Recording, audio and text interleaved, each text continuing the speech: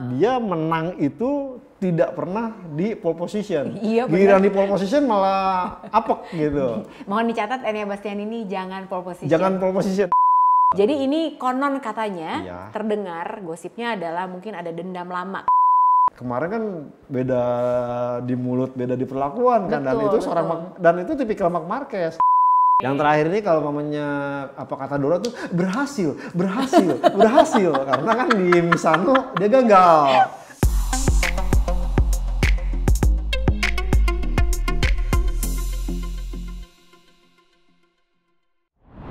Hai, Pedokru apa kabar? Selamat datang kembali di YouTube aku tentunya. Ada Mas Joni, dia aku culik mulu pokoknya sekarang. Soalnya ini lagi triple header juga kan, jadi lagi sibuk ya. Mas Joni apa kabar? Baik? Baik, Baik, alhamdulillah. Aku mau pamer dulu boleh nggak? Oh tidak. Jadi kan kemarin kita lagi sedih banget ya gara-gara Ayang taruh Iya, aku di NF. Aduh, pakai luka lagi ya kan. Betul. Untung bukan hatinya. Kalau hatinya luka aku bisa betulin, tapi kalau yang dada dokter aja. Tapi tetap dia udah bilang karena dadanya yang luka, jadi dia nggak bisa tidur tengkurap. Berarti selama ini dia tidur tengkurap. Pantesan kalau dia nggak bisa peluk aku dari belakang juga nggak apa-apa, tidur telentang aja yang penting cepat sembuh ya Ayang Taro ya. Jadi ini nih, jadi kan aku sering banget ngomong mau bikin giveaway kan. Terus udah gitu pokoknya giveaway-nya adalah kaos si Ayang Taro pas dia jadi juara dunia 2021, mudah-mudahan 2022 juga. Gitu, jadi ini nanti buat kalian. Nah caranya adalah, jadi silakan re-share, kasih tahu nih link YouTube aku ke teman-teman kalian juga, ke keluarga, ke siapapun gitu. Nanti tag aku di Instagram, nanti pokoknya yang beruntung akan mendapatkan t-shirt ini. Gitu, cakep kan? Cakep kan? El Diablo. Jadi Mas Joni, Iya, Jeng. kita hari ini mau ngomongin tentang apa yang terjadi di Aragon GP kemarin. Aduh, aku masih sedih banget loh sebenarnya sangat. Mas Joni gimana kemarin menanggapi pemenangnya Enea Bastianini yang akhirnya dia lagi-lagi membuat serangan di saat-saat terakhir terhadap Pecco Bagnaia yang udah sangat mendominasi sepanjang race sebetulnya. Terus udah gitu di posisi ketiga luar biasa banget Pak RT Andorra. Betul. Akhirnya ke podium lagi. Tapi komentar tentang penghuni podium kemarin gimana? Ya tentunya ini saya sih melihat bahwa ini Enea Bastianini copy paste dengan yang di Misano. Asli. Balas dendamnya. Dan itu problemnya adalah sebenarnya di Misano, seandainya Misano itu lebarnya sama kayak kemarin Aragon, mungkin jalan ceritanya juga lain. Iya diambil di lap terakhir. Tapi kemarin masih tipisan kemarin ya, betul, di 0,03 kemarin itu 0,04 betul, kalau nggak salah ya. Karena memang ini kemarin sempat dibahas tuh yang dia unheard itu yang dibilang bahwa Pecco coba akan ambil di tikungan terakhir, tapi memang Enea Bastianini jauh lebih bagus head speed corneringnya. Dan frontnya sih masih Pecco dapat, juga udah mulai habis. Makanya dia nggak jadi dan kemarin sebenarnya juga kalau mungkin nih ini bukan mau penyesalan Quartararo DNF. Kalau kemarin Quartararo Aku masih nyesel nggak apa-apa. masih bertahan, mungkin Pecco akan berusaha keras untuk menang karena dia coba tetap bikin poin yang lebih ini. Nah, kemarin kalau seandainya dia menang itu otomatis 5 poin. Tapi karena Enea Bastianini berhasil ini cuma 10 poin. Tapi masih 10 poin, masih ada 5 putaran lagi ya, Itu tidak dia. apa-apa lah. Aduh, Ayang Taro. Tapi kalau misalnya, nah kemarin tuh Miller Taxi, sayangnya baju yang aku pakai ini aku sengaja loh, gara-gara emang aku ngefans juga sama Jack Miller gitu kan. Sayang banget dia tidak bisa lagi-lagi mengkonversikan front row-nya menjadi podium. Tapi dia kayaknya ada masalah apa ya? Padahal pilihan ban semua sama. Ya. Tapi apa yang menurut Mas Joni kemarin salahnya di mana Miller? Ya kalau kita melihat mungkin dia agak sedikit mencoba berhati-hati. Biasanya kan seorang Miller gaspol. Cuman kemarin tuh karena dia sempat bilang saya tidak akan mengulang yang kejadian Misano, udah front row. Dia nge-push dengan ban hard. Betul. Awal-awal malah kenapa-kenapa ya? Ada kenapa-kenapa. Ternyata problemnya tidak seperti itu. Dia coba tahan, malah kok bannya tidak mengeluarkan hasil yang maksimal. Sampai di lap-lap terakhir pun Miller mengatakan ya nggak dapet.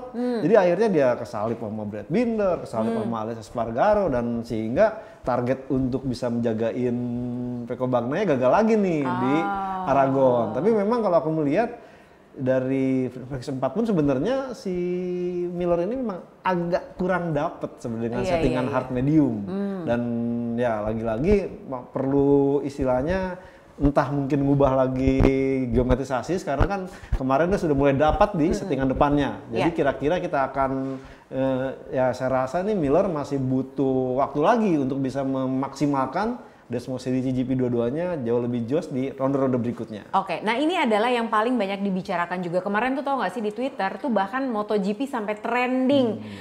Fabio Quartararo juga trending, jadi trending topik worldwide. Kenapa? Ya gara-garanya adalah yaitu DNF. Nah jadi ini kan terjadi pas baru opening lap di turn 3. Betul. Terus udah gitu banyak yang ini nih ada asumsi juga. Tadi aku barusan juga baca di Instagram gitu kan, Marc Marquez ditabrak 2 kali, pertama sama Fabio, kedua sama Taka. Bukan begitu Mali, bukan aku emosi karena aku ayang taro, bukan ya. Tapi sebetulnya Marc Marquez pun juga kemarin udah diinterview sama Simon Crawford juga. Betul. Langsung apa yang terjadi. Nah mungkin Joni bisa jelasin juga karena kan kita paham banget semua dalam bahasa Inggris, jadi kadang suka ngelihat kayaknya kalau dari videonya gini deh, enggak. Ini Marc Marquez sendiri yang ngomong, sudah dikonfirmasi gitu ya, bahkan ada rilis resmi dari Repsol Honda kan gitu. Nah sebenarnya itu kemarin kejadiannya pertama kali impact terjadi sama Fabio Quartararo kan, itu kenapa? Jadi kalau kita melihat sebenarnya ini kan tikungan 3 itu tikungan kencang. Jadi ya selama pembalap kemarin free practice itu di tikungan 3 pasti gaspol. Betul. Nah kemarin itu kalau kita melihat memang Marc Marquez melakukan start yang cukup apik. Cakep banget sih startnya kemarin. Dahsyat.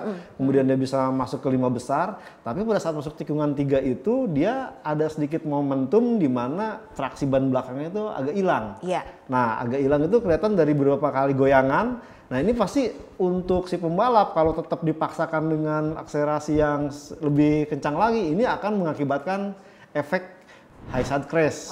Yang ini ya kita tahu Marquez mengalaminya di Mandalika dan akhirnya ya cukup fatal akhirnya kan. Makanya itu asumsinya kalau kejadian ada efek momentum seperti itu, pasti pembalap akan menurunkan tuas gasnya. Nah di saat kemarin itu kan di belakang jadi melambatkan kecepatannya sebetulnya. Bukan karena sengaja ya, tapi karena ada momentum, mau nggak mau itu refleks diturunin dikit. Ternyata di belakang ada Fabio Quartararo yang memang lagi kenceng dan dia tidak menyangka motornya itu akan Marc Marquez itu akan ke arah kanan, terjadilah tabrakan. Jadi itu sebabnya gitu. Jadi memang momentum yang pas aja gitu. Pas dalam arti jelek sih sebenarnya karena jadinya crash. Betul. Jadi bukan karena Marc Marquez juga nggak sengaja. Nggak sengaja karena memang Fabio Quartararo juga pas lagi fokus banget, betul. Gitu. Karena di tikungan 3 ini bisa disabat atau dilibas dengan kecepatan cukup tinggi. Betul. Nah kalau soal Nakagami ini beda lagi ceritanya. Kemarin kita pas siaran juga sempat bilang nih, soalnya kita kan lihat informasi di Twitter yang cepat banget ini katanya ada right height device yang bermasalah segala macam. Nah, itu kalau Fabio Quartararo ternyata bukan gara-gara si right height device. Betul. Tapi kalau yang Nakagami ini saat kejadian tabrakan dengan Fabio Quartararo itu ada fairing atau apa itu pecah masuk ke bagian belakang motornya Marc Marquez. Nah, kemudian dia coba untuk jalanin ini kok ada yang aneh, jadi geduk gitu mungkin. Coba diaktifkan karena itu mau masuk tikungan 7 atau 8. Si whole shotnya ya? Whole shot yang mau dicoba kagak bisa. Akhirnya ya malah ngunci dan dia keluar. Dan itu pada saat keluar itu kebetulan lagi sender-senderan sama Nakagami. Nakagami jadi kena efek, mungkin kaget nih kenapa. Dan Nakagami pun akhirnya tidak bisa menguasai motornya dan crash. Oke, nah sedikit update juga nih apa yang terjadi dengan Fabio Quartararo dan juga Nakagami. Karena pasti kan penasaran nih kenapa nih mereka berdua baik-baik aja apa enggak gitu ya. Kalau Quartararo kemarin sempat dilihat begitu leathernya diturunin itu kayak ada luka terkelupas gitu kulitnya ya, di bagian dada. Gitu dadanya, benar. Betul. Nah itu masih belum dia bilang sih waktu di media scrum ini semua lukanya gara-gara kejadian crash yang pertama. Ada crash yang kedua berarti ya? Ada crash yang kedua. Jadi ya kemarin itu kan pada bingung orang-orang crash yang kedua emang gimana sih? Jadi kan udah pertama nih dia diangkut lah sama Marshall. Betul. Begitu dia diangkut sama Marshall, motor yang ngangkut dia tabrakan juga sama skuter lain. Jadi akhirnya jatuh. Terus si Fabio Quartararo bilang, untung aku masih pakai helm. Kalau enggak mungkin akan ada luka-luka yang lain. Betul. Tapi luka-luka semua yang kemarin, jadi kan dia nunjukin juga tuh dia buka bajunya. Perban-perban segala macam ini semua dari crash yang pertama. Makanya Crash kedua ya itu jawabannya. Jadi sial banget ya. Betul. Udahlah diangkut, dievakuasi, maksudnya mau cepat-cepat ke klinika mobilika, tabrakan lagi, jatuh lagi gitu kan. Marcella juga baik-baik aja ngomong-ngomong ya. Bukan berarti kita tidak peduli. Nah, terus Nakagami dia posting juga di Instagram lengannya tuh di tangan kanan. Oh, kanan. Jadi dia ada nggak retak tapi nggak retak, cuman kayak sakit gitu. Sementara kalau mamanya kita lihat kan ini akan sangat penting untuk pengendalian rem depan. Iya. Tapi Nakagami sih berdoa ya semoga tidak apa-apa sehingga dia tetap bisa tampil nanti di MotoGP Jepang. Iya makanya ini soalnya deg-degan semua, terutama fansnya Fabio Quartararo, fansnya Nakagami juga gitu. Marquez sih baik-baik aja ya kemarin. Marquez baik-baik aja. Jadi ini soalnya jedanya cuma berapa hari nih, abis itu kita akan langsung lanjut ke Motegi, bener kan? Langsung terbang pasti nih anak-anak nih. Jadi akhirnya sekarang anak-anak, jangan tua-tua gitu dong John. Jadi sekarang ini sebenarnya yang kita harus update klasemen masih Fabio Quartararo, selisih 10 poin saja nih Francesco Bagnaia. Sama masih ada Alex Espargaro 17 dan Enea Bastianini 48. Berarti dia sebenarnya masih bisa dong? Masih bisa Jeng, maka dengan kemarin itu kayaknya di otak Enea Bastianini masih bisa dapat nih gitu. Minimal dia bisa di top 3 lah gitu kalau nggak jadi juara dunia gitu ya. Dia minimal peringkat 2-3 masih itu bisa. Dia. Oke. Nah, sekarang kalau kita ngomongin tentang rider yang paling mencuri perhatian kemarin sepanjang Aragon GP weekend kalau buat Mas Joni siapa? Ya saya Enea Bastianini lah. Dia? Betul. Kenapa? Ya kalau kita melihat sebenarnya di luar dugaan. Karena udah gitu nih unik trennya. Dia menang itu tidak pernah di pole position. Iya, giliran di pole position malah apek gitu. Mohon dicatat Enea Bastianini jangan pole position. Jangan pole position. 2-3 boleh lah. Itu. Dan ini menunjukkan bahwa kemarin itu ya sempat dikatakan wah yang kocak kan ditanya nama Pak RT itu tim order ya? Wah enggak. Tapi Peko Bagnaia wah masih ngomong aja saya sebenarnya mau ngejar Enea Bastianini di tikungan terakhir loh kok nggak nyambung ditanya apa. Tapi ini menunjukkan bahwa memang di Ducati tidak ada tim order. Kemudian juga Enea Bastianini menunjukkan nih dan yang pasti Peko Bagnaia keki karena ini motor yang digunakan Enea Bastianini motor yang dia menang GP luar biasa tahun lalu. Iya, makanya itu kan motor kesayangannya Peko sebenarnya ya kan. Betul, artinya ya dia menang pakai motor yang gue menang kemarin. Nah, tapi ini mengalahkan Marc Marquez. Menunjukkan juga bahwa tahun depan ya Peko Bagnaia akan makin berat tugasnya. Katakanlah nih ya bukan mau mendoakan tidak juara dunia nih, tahun ini tidak juara dunia. Tahun depan akan sangat berat. Iya, karena, harus sekarang. Iya, maunya harus sekarang, mau nggak mau. Karena kalau mamanya ini Enea Bastianini masih Jack Miller. Dan juga nanti kan Enea Bastianini katanya akan tetap didampingin oleh Giribola. Kan. Ya Giribola juga pasti dengan ntar nanti di tim pabrikan ngebet banget ya selama nukangin Dovizioso runner up mulu 3 kali. Iya, pengen dong dengan yang baru ini, yang muda ini talentanya super bagus ya pengen juara dunia. Benar. Kalau aku sih MVP-nya tuh kemarin adalah Alex Espargaro karena dia udah lama banget nggak podium. Terus udah gitu sepanjang weekend mulai dari free practice 1-2 crash melulu. Betul. Terus udah gitu harus ngelewatin Q1. Tapi akhirnya dia bisa podium kemarin itu luar biasa banget sih karena pas kemarin di Park Ferme juga dia bilang kan jadi gimana kalian kamu rasanya apa? My life is about resilience. Mantap. Ya kan? Hidup aku itu tentang bertahan. Tapi bener sih gitu. Perlu tambahan lagi kan dia sempat ini juga cedera patah kan gara-gara di Misano kan. Dia bilang kalau mamanya itu baik banget nih nggak apa-apa tangan saya kok bisa gaspol.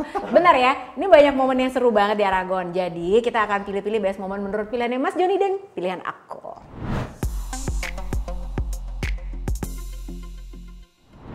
Sekarang kita masuk ke segmen Best Moment karena banyak sekali kejadian-kejadian yang membuat mata terbelalak sepanjang Aragon GP kemarin. Nomor 3, Mas Joni udah nulis, aku juga udah nulis. Nomor 3 adalah Mas Joni apa?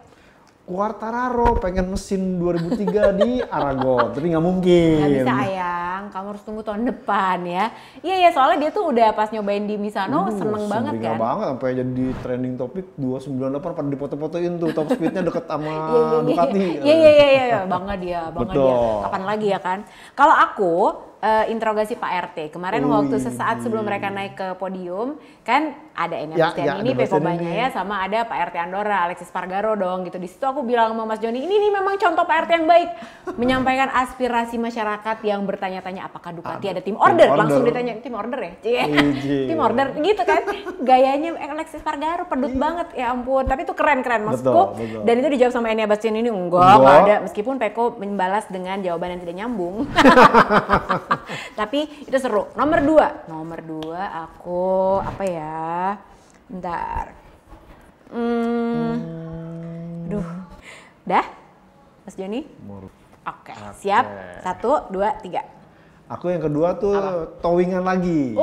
Morbidelli dengan Quartararo. Artinya aku pikir cuman ya kedua kali doang, ternyata ini menjadi kayak kerjaan rutin nih buat si Franco Morbidelli dapat settingan. Sebenarnya udah dapat tuh practice 4, cuman lagi-lagi tidak dapat di settingan kualifikasi. Iya, kualifikasi Morbidelli tuh masih kepayahan banget ya. Kasihan deh. Susah banget. Kalau aku ini Moto3 skandal. Wah, ini juga seru banget karena banyak yang nge-DM aku di Instagram, "Mbak, ini kenapa? Mbak, ini kenapa? Mbak, ini kenapa?" Jadi, ini tuh kejadiannya sama timnya Max Biaggi sebenarnya ya. Dengan tim ini KTM si Tech3.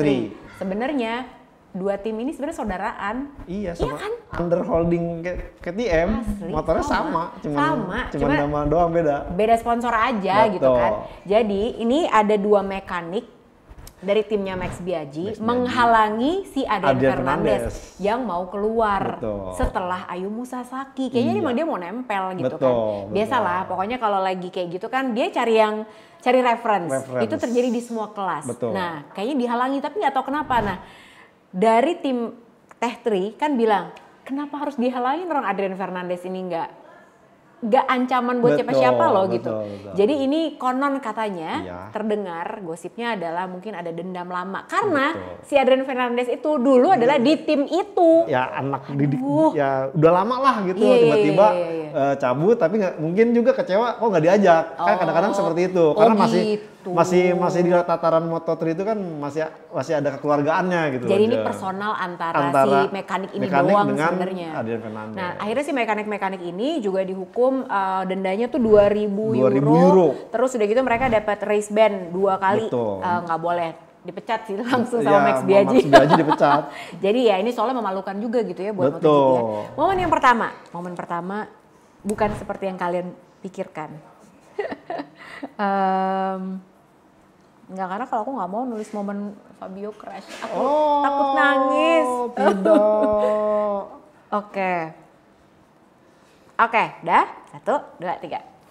Aku manuver Enya Bastian ini ke Peko. Itu kalau yang mana nih? Ada yang kita curigai? Yang terakhir ya. Yang soalnya dia melebar, kita sempat julid gitu. Iya. Ngasih nih. Yang terakhir ini kalau mamanya apa kata Dora tuh berhasil. Karena kan di Misano dia gagal. Dia berhasil di Aragon. Oh iya. Ini berhasil dia ya.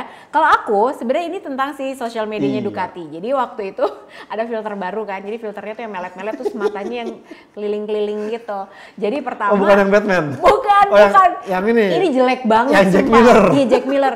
Pertama kali kan Jack Miller jadi nggak tahu dia dipakein filter kan. Jadi dia halo-halo padahal sebenarnya matanya tuh lagi muter-muter gitu. Terus gitu lidahnya lagi melet-melet. Abis itu dibales Peko Banyaya juga gitu. Tapi buat aku ini tuh seru banget karena ya ini ya gitu. Kita tuh sekarang dimanjakan banget di era MotoGP baru ini adalah kita tuh bisa ngelihat rider-rider ini dengan sangat dekat. Dengan sangat apa ya, itu sisi lain mereka kan gitu. Mainan filter lah gitu. Kadang Paolo Ciabatti juga suka digituin atau pakai Batman kan? Iya. Pakai Batman. Itu lucu banget. Nah, itu tadi best momennya. Sekarang kita langsung masuk ke yang anget.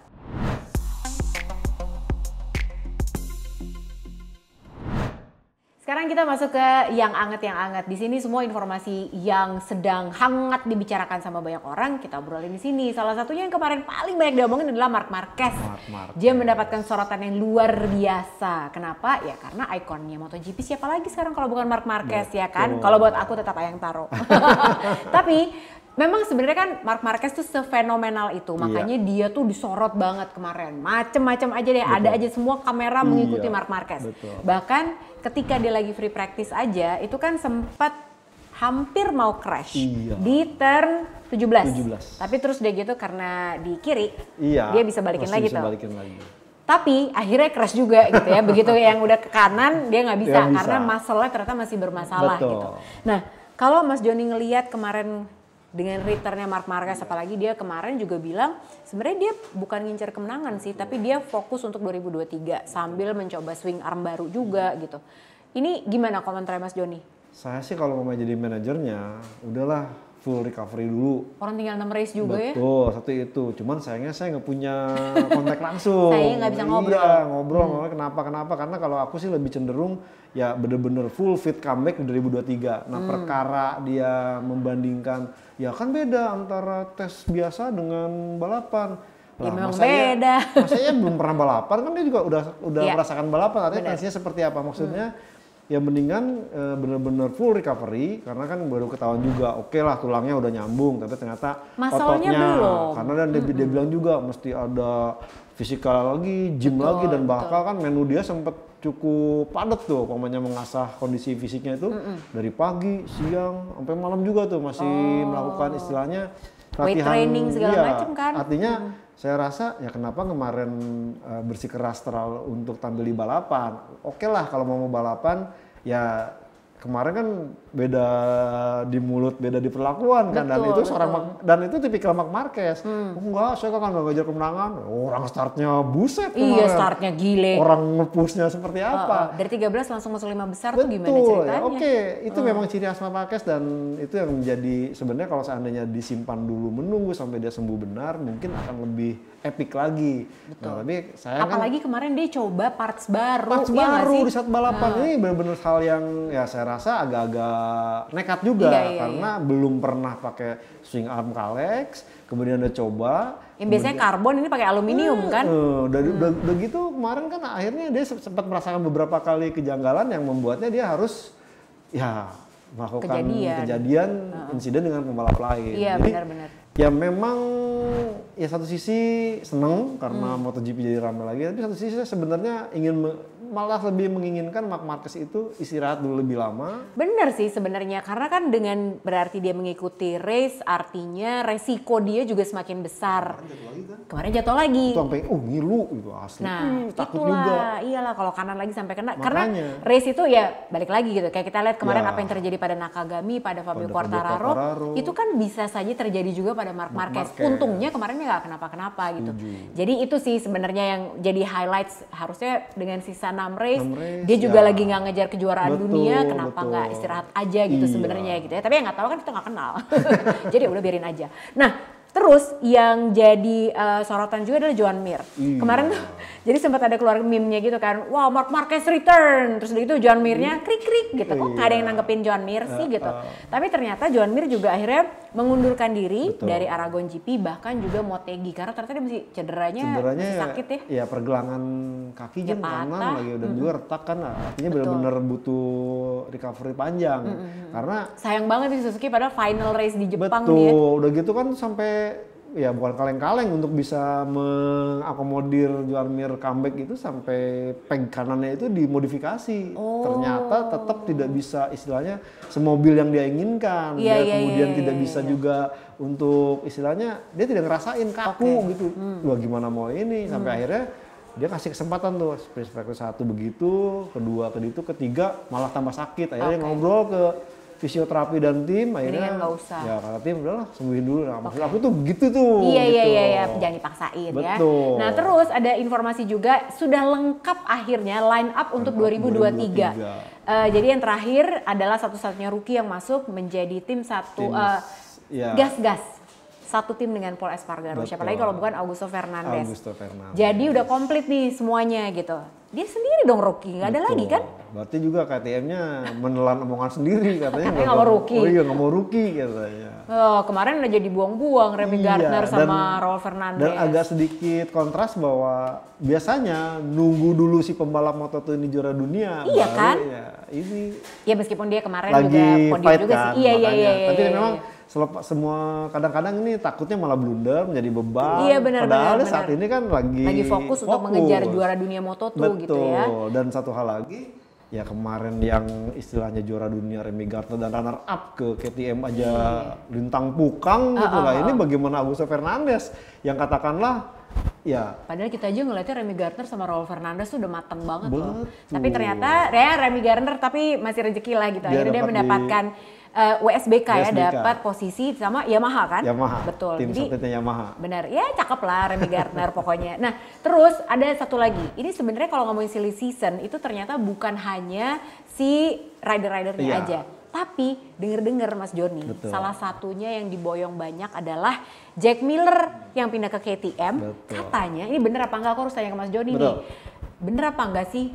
Orang-orang Ducati ini banyak juga yang dipindahkan ke KTM gara-gara si Miller pindah gitu. Bener nggak sih? Jadi katanya KTM merasa Ducati nih. Betul. Jadi ini sepertinya ada perubahan pendekatan nih, approach dari KTM yang selama ini kan, wah nggak mau anti Ducati mah tidak konsisten karena kan awalnya pakai Ducatinya orang Bogor nih ketahuan. Pakai trellis, sekarang pakai aluminium.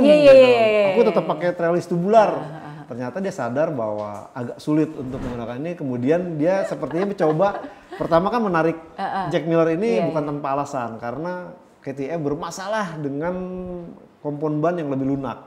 Nah sementara nih kan Jack Miller punya kemampuan yang cukup apik menggunakan ban kompon lebih lunak. Ini coba akan dipadu-padankan dan tentunya ini akan jauh lebih jos kalau ada orang-orang di belakang Jack Miller. Karena kalau kita jadi melihat siapa aja yang pindah? Sepertinya sih kru chiefnya, kemungkinan mungkin ditawarkan. Itu sebabnya makanya ya akan ada bedol desa. Oh gitu. Terakhir bedol desa tuh soalnya timnya Valentino Rossi ya. Sekarang Jack Miller nih. Jack Miller. Oh gitu. Oke. Nah abis ini kan triple header nih. Kita ngintip dikit Motegi boleh ya Mas jadi ya? Boleh. Jangan kemana-mana.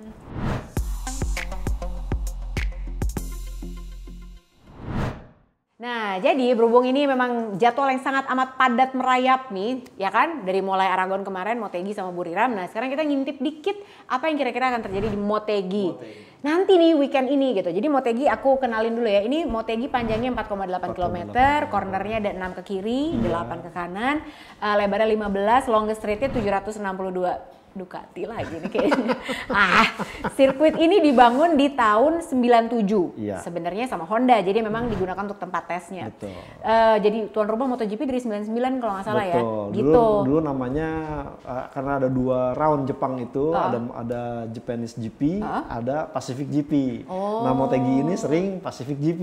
Pacific GP. Betul. Jadi konon juga katanya desainnya tuh kan sebenarnya kalau kita lihat kayak trek-trek di Amerika, bener nggak sih? Ada 2 sih sebenarnya, Jeng. Makanya disebut twin ring Motegi. Oh gitu. Twin itu berarti twin itu kembar, ring itu sebenarnya istilah dari bahasa Jerman, artinya sirkuit. Jadi ada twin sirkuit ganda. Jadi tidak di posisi yang sama. Itu makanya kalau kita melihat twin ring di Motegi itu ada beberapa momentum si motor masuk terowongan di jembatan tuh. Oh gitu. Nah, yang ovalnya itu yang di atas. Jadi itu memang dulu makanya namanya twin ring. Ya, buat balapan Amerika Serikat tuh yang doyan balapan oval karena waktu itu Honda memang mau memasok balapan di Amerika. Oh iya, jadi katanya untuk memperkenalkan kultur racing Amerika untuk masyarakat Jepang katanya gitu ya kan.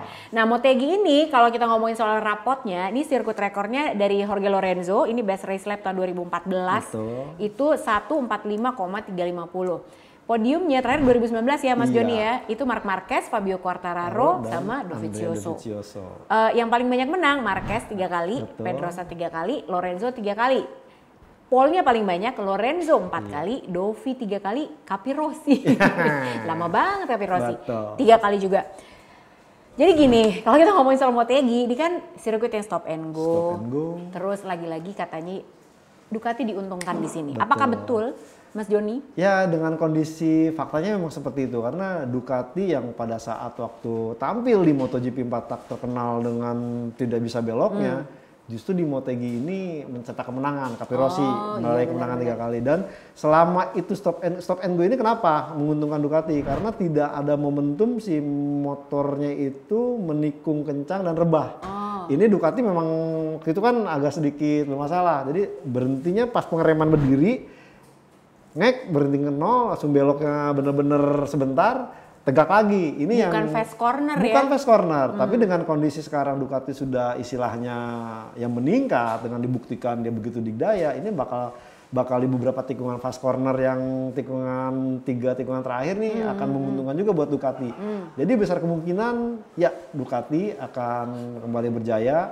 Sementara Honda ya karena bintangnya juga agak kesulitan, agak merepotkan. Nah, cuman mungkin Quartararo punya kans di sini. Masa? Betul. Apa kansnya kalau stop and go coba? Ya, karena di beberapa sebenarnya stop and go-nya ini kan di sektor 1, 2 dan 3. 1 dan 2. Sementara 3 itu memang ada straight yang cukup panjang, cuman itu agak menurun.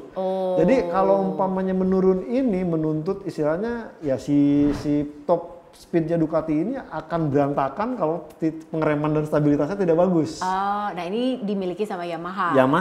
Dan itu kemudian langsung dari tikungan di sektor 3 ini ketemu fast corner yang ke garis finish. Nah ini pasti dikuasai oleh Yamaha, dan kalau kita ingat ya karena referensi. Karena aku juga ingetnya Rossi tuh juga kalau tampil di sini juga sangat bagus sebetulnya. Betul. Ya kan? Kemarin Pak Fabio Quartararo podium kedua itu Ducati di 2019 nih saya ngacu karena kan data terakhir 2019. Abis itu kan absen. Dovizioso kesulitan untuk bisa mengejar si Quartararo ini. Dan Franco Morbidelli berkali-kali juga akhirnya kalah sama Dovizioso, itu duel di sektor ketiga terakhir menuju garis finish. Gitu. Oke, berarti sebenarnya udah bisa dikira-kira lah ya gitu kalau mau ikutan podium race nanti di Trans 7 ya kan. Silakan ikutan. Jadi masih bisa lah ya ada kemungkinan ini. Karena ini makin deg-degan loh aku tuh, makin tipis. Dan rekornya kan selama ini ya kalau tadi benar Jonusi bilang, setelah 2019 ini yang juara yang masih ada tuh cuma Marc Marquez doang. Dani Pedrosa udah pensiun, Jorge Lorenzo udah pensiun, Rossi apalagi Valentino Rossi lagi doyan balap. Jadi kalau ada nih benar-benar kayak momentum nih, semangat baru yang benar-benar new breed, ini siapa yang menang di luar Marc Marquez, maka dialah juara terbaru di Twin Ring MotoGP. Ya udah nanti kita weekend nonton lah pokoknya. Terima kasih banyak Mas Joni sudah mau aku gangguin terus sekarang. Nah, pokoknya jangan lupa juga nih buat Pedokru untuk like, subscribe dan juga sebarin sebanyak-banyaknya, diajak teman-temannya, re-share di Instagram. Jangan lupa nanti tag aku, dan nanti kalau misalnya kalian yang paling rajin nge-share, ngajak buat subscribe, nanti akan kita raffle dan nanti bisa dapetin t-shirt dari Ayang Taro. Oke, sampai ketemu lagi. Saya Lucy Wuryono dan juga ada Joni Lono Mulia. Sampai ketemu, sehat-sehat selalu. Muah.